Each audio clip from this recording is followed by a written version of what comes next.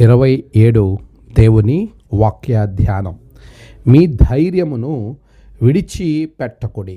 హెబ్రీయులకు రాసిన పత్రిక 10వ అధ్యాయం 35వ వచనం. మన ప్రభు అయిన యేసుక్రీస్తు నామములో మీ అందరికీ ఈ ఉదయము శుభములు వందనాలు తెలియచేస్తున్నాను.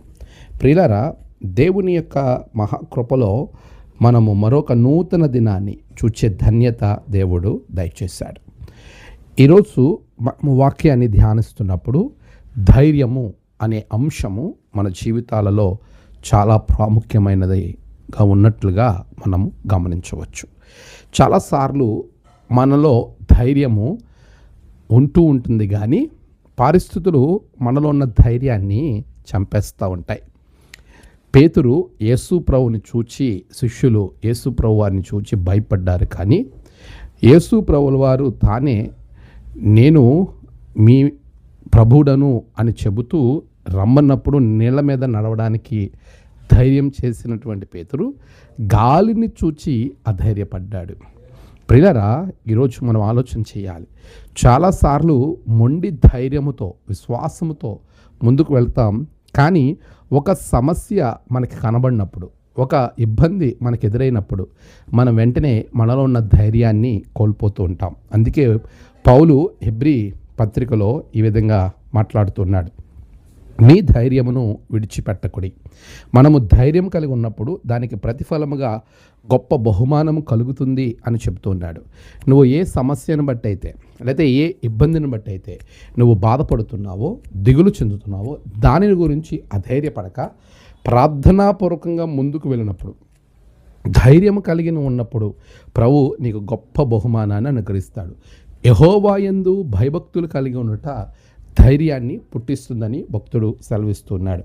మనము ధైర్యంగా ఉండడానికి, మన జీవితంలో అవిశ్వాసము లేకుండా, పిరికితనము లేకుండా మనం ముందుకు వెళ్ళడానికి ధైర్యము అనేది దేవుని ఆత్మ ద్వారా మనకి ఇవ్వబడుతుంది. అందుకే పౌలు చెబుతున్నాడు, ప్రభు మనకి పిరికి ఆత్మనివ్వలేదు, దత్తపుత్రాత్మనిచ్చాడు. మనము పిరికిగా వెనకడుగు వేయడానికి మనము ఏర్పరచబడలేదు. సత్యముగా మనం జీవించినప్పుడు దేవుని ద్వారా వచ్చిన సత్యము మనలను స్వతంత్రులుగా చేస్తుంది. కాబట్టి మనము దాసులుగా ఉండనవసరం లేదు, ధైర్యముగా ముందుకు వెళ్ళవచ్చు.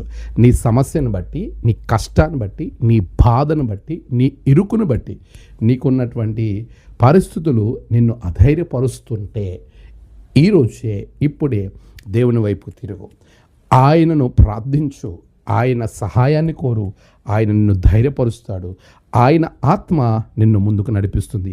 నీ సమస్యల నుండి నీకు గొప్ప మేలుకరమైన జీవితంలోనికి నడిపిస్తుంది. అట్టి ఆశీర్వాదంతో ప్రభు మిమ్మలను నడిపించునుగాక. ఆమేన్. ప్రార్థన. సర్వశక్తిమంతుడా, గొప్ప దేవ, యెహోవా యందు భయభక్తులు కలిగి ఉండుట బహుధైర్యం. అలాంటి ధైర్యాన్ని విడిచిపెట్టకుండా ప్రతి క్రియను బిడల జీవితంలో చంపివేయమని ప్రార్థిస్తున్నాను.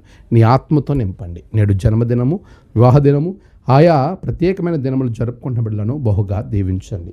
తమ ప్రియులను కోల్పోయిన వారి కుటుంబాలలో నెమ్మది, ఆదరణ అనుగ్రహించండి.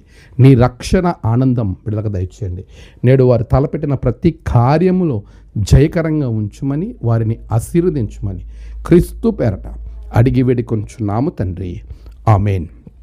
తండ్రి, కుమార, పరిశుద్ధాత్మ త్రియేక దేవుని ఆశీర్వాదం మీకు తోడుగా ఉండి నడిపించి, దీవించి, బలపరచునుగాక. ఆమేన్.